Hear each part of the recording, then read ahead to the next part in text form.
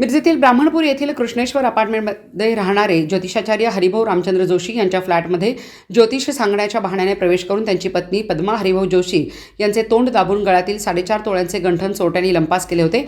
मंगळवारी भर दुपारी 2:30च्या दरम्यान सदर प्रकार घडल्याने परिसरात खळबळ उडाली होती। याबाबत मिरज शहर पोलिसांनी घटनेचे गांभीर्य पाहून जलद गतीने तपास करत केवळ 12 तासांच्या आत सदर गुन्हा उघडकीस आणला आहे। यातील सराईत गुन्हेगार लक्ष्मण श्रीकांत नाईक वय 40 राहणार लिंगणूर, राहुल दगडू बनसोडे वय 22 राहणार लिंगणूर या दोघांना अटक केली आहे। गुन्ह्यात वापरलेली बलेनो 4 चाकी गाडी पोलिसांनी ताब्यात घेतली आहे। यातील आणखी 3 संशयित आरोपींचा शोध पोलिसांनी सुरू केला आहे।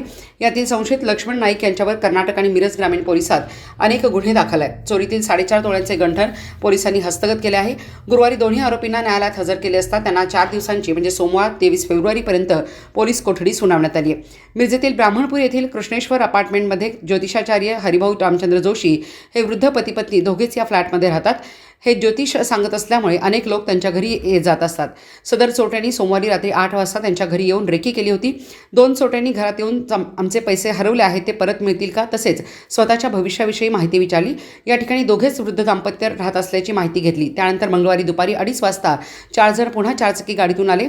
यावेळी त्यांनी पद्मा जोशी यांच्या घरात घुसून चोरट्यांनी त्यांच्या गळ्यातील 4.5 तोळ्यांचे गंठण हिसडा मारून हिसकावले। यावेळी जोशी यांनी आरडाओरडा केला मात्र चोरट्यांनी पळ काढला। या घटनेची माहिती समजताच मिरज शहर पोलीस निरीक्षक किरण चौगुले यांच्या मार्गदर्शनाखाली गुन्हे प्रकटीकरण शाखेच्या कर्मचाऱ्यांनी परिसरातील सीसीटीव्ही कॅमेरे तपासून बातमीदारामार्फत चोरट्यांचा माग काढण्यात केवळ 12 तासांच्या आत गुन्हा उघडकीस आणत अधिक तपास सहाय्यक पोलीस निरीक्षक दत्तात्रय पुजारी करत आहेत।